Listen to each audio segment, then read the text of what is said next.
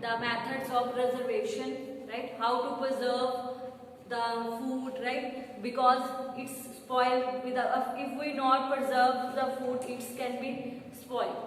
Okay, तो अब उसको हमने प्रिजर्व करके कैसे रखना है, उसमें हमने 3 मेथड्स कवर अप कर लिए थे. यदि हम उसको प्रिजर्व करके नहीं रखते तो फूड क्या हो सकता है, स्पॉइल हो सकता है. ओके, तो वो कह रहा है कि आप बहुत सारी थिंग्स, बहुत सारे फूड्स को आप प्रिजर्व करके रखते हो, तो वो कैसे प्रिजर्व करके रखते हो. इसमें हमने 3 मेथड्स को कवर अप कर लिया था, by chemical method, by sugar, by salt. Okay, now next is by oil और विनेगर. ऑयल और विनेगर से हम कैसे फूड को प्रिजर्व करके रख सकते हैं. आपने देखा होगा कि आपकी जो मम्मा पिकल बनाती है तो उसमें हम विनेगर भी कई बार यूज करते हैं, या फिर हम उसमें बहुत सारा ऑयल डालते हैं. ठीक है, कुछ पिकल्स को बनाने के लिए विनेगर यूज होता है, पर जो हम जैसे आम का अचार बनाते हैं उसमें विनेगर का यूज नहीं करते, उसमें बहुत सारा ऑयल डाला जाता है. ठीक है, जितना ज्यादा ऑयल ज्यादा होगा तो अचार है, उसको हम अचार बोलते हैं, तो वो जो पिकल है वो खराब नहीं होगा, क्योंकि उस पे क्या है, माइक्रो ऑर्गेनिज्म ग्रोथ नहीं कर पाएगा. ठीक है, तो क्या है, जो ऑयल है, विनेगर है, वो माइक्रो ऑर्गेनिजम्स की ग्रोथ को क्या करते हैं, स्टॉप करते हैं, रोकते हैं, जिसके कारण हमारा जो पिकल है वो स्पॉइल होने से बच जाता है. ठीक है, तो इस तरीके से हम अपने उस पिकल को प्रिजर्व करके रख सकते हैं. क्लियर, ये था मेरा 4th method of preservation. Right, अब मेरा है 5th. अब वो कह रहा है कि बाय हीट एंड कूल. आप हीट और कूल करके, बहुत ही इंपॉर्टेंट है, क्योंकि इसमें एक इंपॉर्टेंट टर्म आएगी जिसको हम पेस्चुराइजेशन भी बोलते हैं. तो वो क्या होता है, जब वो कह रहा है कि जब आप किसी भी फूड को हीट और कूल टेम्परेचर पे रखते हो ना, तब भी माइक्रो ऑर्गेनिजम्स की ग्रोथ को रोका जा सकता है. माइक्रो ऑर्गेनिजम्स को हमला नहीं करते, उस पर अटैक नहीं करते. क्लियर, वो कैसे होता है, एक सिंपल एग्जांपल है. आप दूध है, हम दूध लेते हैं, यदि मैं उसको बिना बॉईल करे ऐसे ही रख दूं, तो वो बिना फ्रिज के, बिना बॉईल करे मैं उसको बाहर ऐसे ही रख दूं नॉर्मल टेम्परेचर पे, तो वो क्या हो जाएगा, वो थोड़े टाइम बाद ही, 2-3 घंटे बाद ही वो क्या हो जाएगा, स्पॉइल हो जाएगा, क्योंकि उस पर क्या है, माइक्रो ऑर्गेनिजम्स अटैक कर देंगे. जब उस पर अटैक करेंगे तो वो क्या हो जाएगा, स्पॉइल हो जाएगा. राइट, तो वो कह रहे हैं कि इससे हम कैसे प्रिजर्व कर सकते हैं, कैसे बचा सकते हैं. तो वो क्या बोलते हैं कि जब हम उसको हीट करते हैं, यदि मैंने एक दूध है उसको मैंने 70 डिग्री सेल्सियस पर 15 to 30 सेकेंड्स गरम करा. गरम करने के बाद मैंने उसको ठंडा करा. ठंडा करने के बाद उसको मैंने स्टोर कर दिया फ्रिज में, कूल टेम्परेचर पर मैंने उसको स्टोर कर दिया. तो उस प्रोसीजर को हम पेस्चुराइजेशन बोलते हैं. कि इसमें क्या हो जाएगा, इस पेस्चुराइजेशन से क्या हो जाएगा, जो मेरा माइक्रो ऑर्गेनिजम्स है वो उस पर अटैक नहीं करेगा, और मेरा वो जो दूध है, मिल्क है, वो स्पॉइल होने से बच जाएगा. तो इस तरीके से भी मैं क्या कर सकती हूँ, प्रिजर्वेशन कर सकती हूँ. ये मेरा प्रिजर्वेशन का मेथड है कि इससे मैं अपने फूड को स्पॉइल होने से बचा सकती हूँ. ओके, फिर उसके बाद कहता है बाय स्टोरेज और टाइट पैकिंग. अब वो कह रहा है, लास्ट मेथड है ये, स्टोरेज एंड पैकिंग.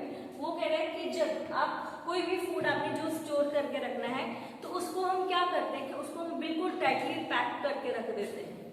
ठीक है, टाइट पैक करके क्यों रखते हैं, ताकि कोई भी माइक्रो ऑर्गेनिजम्स उस पर अटैक ना करें. ठीक, आप चावल है या कोई भी वेजिटेबल्स है, आप डब्बों में टाइटली पैक करके रख देते हो, कि जैसे जो आपने स्टोर करके रखने हैं, दालें होती हैं और भी बहुत सारी थिंग्स हैं, चावल है, आप उसको टाइटली पैक करके रख दो ताकि कोई भी माइक्रो ऑर्गेनिजम्स उस पर अटैक ना करे. इसलिए हम उसको स्टोर करके ज्यादा दिन तक रख सकते हैं. क्लियर, ये थे मेरे मेथड्स ऑफ प्रिजर्वेशन. 6 मेथड से वो मैंने आपको अच्छे से समझा दी है. आपका आई होप आपको अच्छे से वो समझ में आ गया होगा. राइट, अब नेक्स्ट टॉपिक है मेरा, जो नेक्स्ट टॉपिक है वो मेरा नाइट्रोजन है. अब नाइट्रोजन जो है वो बहुत एसेंशियल कंपोनेंट है हमारे लिए. कैसे, अब वो कह रहे हैं कि जो नाइट्रोजन होता है वो आप सीधा, जो एटमॉस्फेयर में नाइट्रोजन प्रेजेंट है वो मैं सीधा नहीं ले सकती हूँ. राइट, जो एनिमल्स हैं या प्लांट्स हैं वो भी डायरेक्टली उसको एब्जॉर्ब नहीं कर सकते. एटमॉस्फेयर में नाइट्रोजन प्रेजेंट है पर वो डायरेक्टली एब्जॉर्ब नहीं कर सकते। ऐसा क्यों होता है और मेरे को नाइट्रोजन क्यों चाहिए, अब वो मैं इसमें आपको समझाऊंगी। क्लियर। सबसे पहले आपको पता है कि हमारी बॉडी में बहुत सारे केमिकल्स प्रेजेंट होते हैं, बहुत सारी हमारी बॉडी बहुत सारे केमिकल से बनी होती है, जैसे प्रोटीन हो गया, विटामिन हो गया, न्यूक्लिक एसिड हो गया, क्लोरोफिल जो प्लांट्स में प्रेजेंट होता है, वही हमारी बॉडी और प्लांट्स और एनिमल्स की बॉडी डिफरेंट डिफरेंट केमिकल से बनी होती है। ठीक है।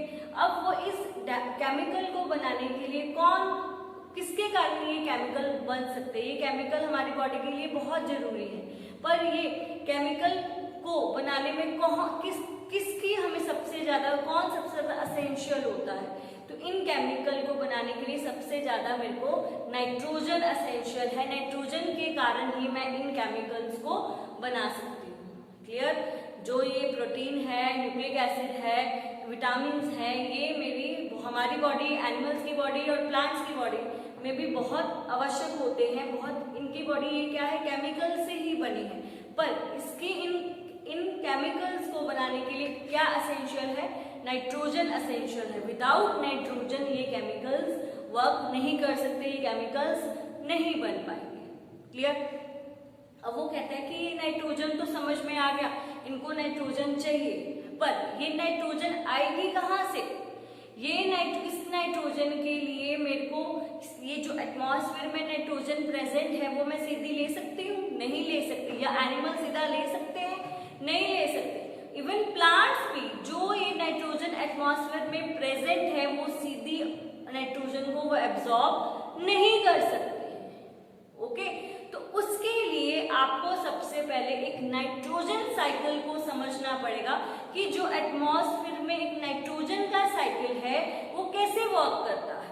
क्लियर। जो नाइट्रोजन एक लिविंग वर्ल्ड तक, एक लिविंग ऑर्गेनिजम्स तक कैसे पहुंचती है और फिर वो वापस एटमॉस्फेयर में कैसे टर्न अप हो जाती है, कैसे वो वापस चली जाती है, वो हम एक नाइट्रोजन साइकिल के द्वारा मैं आपको समझाऊंगी। क्लियर। फिर वो क्या बोलता है कि जो अब नाइट्रोजन, सीधा नाइट्रोजन को नहीं ले सकते, उसको कन्वर्ट करा जाता है कंपाउंड्स में। ठीक है। ताकि वो सिंपल कंपाउंड्स में उसको कन्वर्ट करा जाता है ताकि जो प्लांट्स है वो उसको एब्जॉर्ब कर सके। क्लियर। तो वो कह रहे हैं जो बैक्टीरिया है, ग्रीन एल्गे है, राइट, वो क्या करते हैं, वो इस जो नाइट्रोजन को क्या करते हैं, नाइट्रोजन को फिक्स कर लेते हैं। पहले जो एटमॉस्फेयर नाइट्रोजन को वो फिक्स कर लेते हैं। ठीक है। नाइट्रोजन हमारे एटमॉस्फेयर में 78% क्या है, अवेलेबल है। 78% नाइट्रोजन को फिक्स करते हैं। कौन फिक्स करता है, बैक्टीरिया और एल्गे।